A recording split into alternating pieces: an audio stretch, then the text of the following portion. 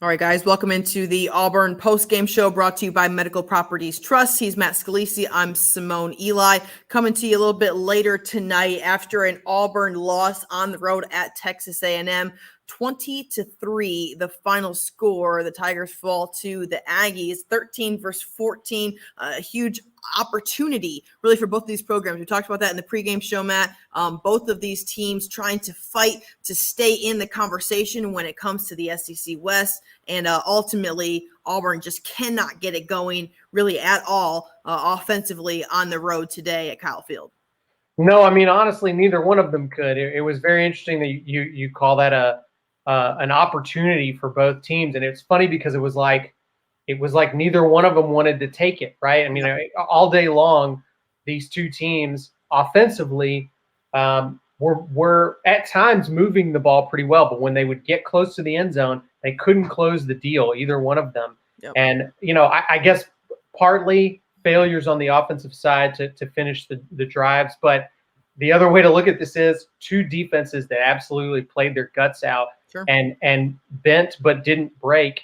And I really think for the most part, you can say that about Auburn's defense today too. They just didn't get the support they needed from the other side of their team. Yeah, Auburn not actually allowing an offensive touchdown today at all. If you look at the final stat sheet, it's hard to believe that because the score was 20-3. But if you look at the stat sheet, Texas A&M booted 4 field goals, and then the scoop and score on that play with the Bo Nix fumble, and then they went for a 2-point conversion there. So I'm not going to say a lot to be proud of necessarily when it comes to the Auburn defense, but you kind of go back into the locker room thinking, all right, we did our job today and we didn't necessarily get it done on the other side of the ball. It can certainly be frustrating, and I think it becomes a crucial moment for the team as a whole to for Brian Harsin to pull this team together, for other guys in the locker room to show leadership and keep this team, from turning on each other or from getting frustrated and giving up about the rest of the season, because they've now lost this huge motivating factor that was something that they could all really play for. That chance to win the SEC West and the Iron Bowl, which we know Auburn has relished those opportunities over the years. That's not going to be there anymore, but there's still going to be an opportunity to get a win over Alabama, for example. There's going to be an opportunity to finish with a really strong record for a first-year head coach, and for Auburn to get into a good bowl game, a New Year's Six bowl game potentially. Yeah. So I think there is still a lot to play for, and the difference between all and nothing is a lot. And so this I think becomes an important moment to see how this program responds as a whole to a very disappointing loss, obviously. Yeah, Auburn falls to 3-2 in the conference, 6-3 overall. Bo Nix numbers today: 20 of 41 for 153 yards, an interception, a fumble. Auburn really didn't get a lot going on the ground either. 73 yards, net yards there total. Tank with most of those on the ground. Matt, a frustrating situation, obviously, for this team, for this fan base, having known what lied ahead a little bit, and what still does in a sense. But listen, playoffs off the table. No 3-loss team's going to be, in the playoffs. The SEC West is still hanging out there somewhere, but Auburn ultimately doesn't really control their own destiny, sure. And that is what they were able to. The opportunity they had going into this game. So ultimately, not the outcome that they were hoping for in a situation when so much was still ahead of you. Yeah, and I think that opportunity feeling like it was within your grasp and then going away, it's disappointing. But I will say, not to try and to say that anybody shouldn't feel disappointed about what happened today, but losing to Penn State, losing to Georgia, the number 1 team in the country, and losing to a surging Texas A&M team that honestly is playing about as well as anybody in the country right now. Yeah. It doesn't mean Auburn's a bad team. It certainly doesn't mean that this is a bad season and that nothing good can come out of it.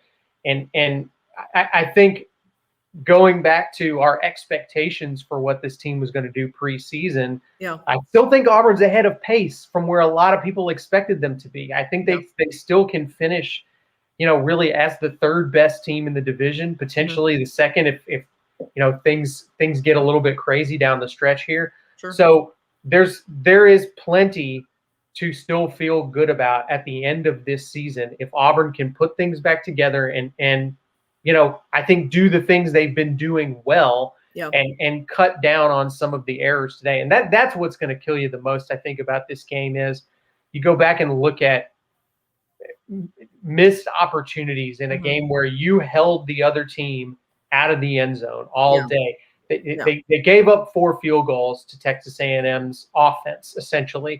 That's a scenario where a lot of times you're going to be able to pull off a win in that situation. And you go back to the interception by Bo Nix, which was really tough. You go back to the fumbles in this game, and then I think also you look at really, I think Auburn's offense has avoided a lot of the mistakes that were sort of drive-killing issues that they were seeing earlier in the season. Some of those started to creep back in today. There were some crucial drops in the game for their receivers. And I also would say this too.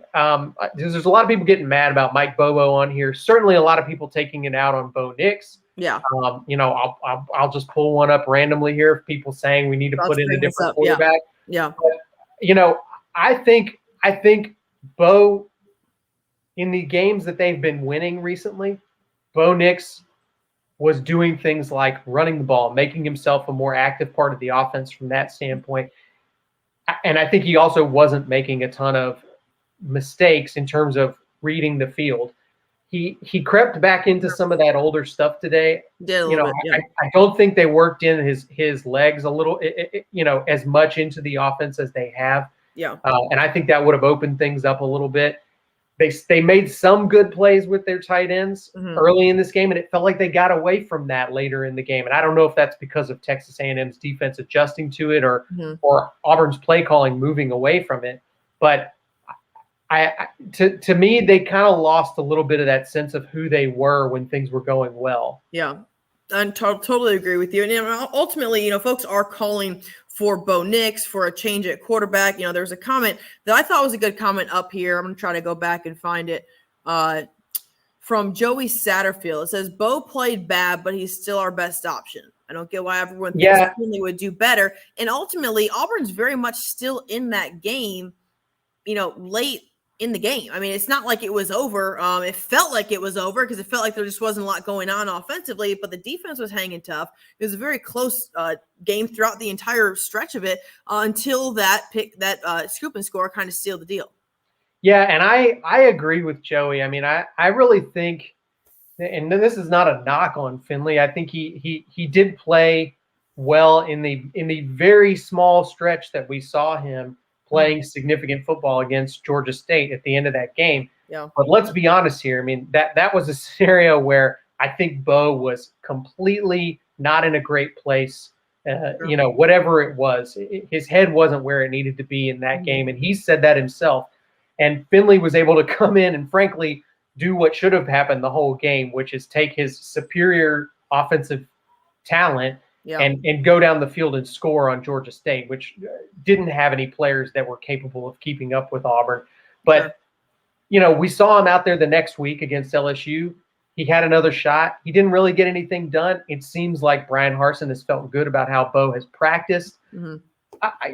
This definitely was not Bo's best game. I don't think that Bo was on the same level that he has been in some of the other games that we've seen over the past month. Even the Georgia game, I thought Bo played pretty well overall in that game. And but look, I think a lot of what you get with Bo Nix is you get boom and bust, right? Like he's capable of making incredible things happen. But the same thing that makes him capable of that can also get him into trouble. He sort of is very reactive. He reads the field and he tries to make things happen. He tries to scramble. He tries to sort of,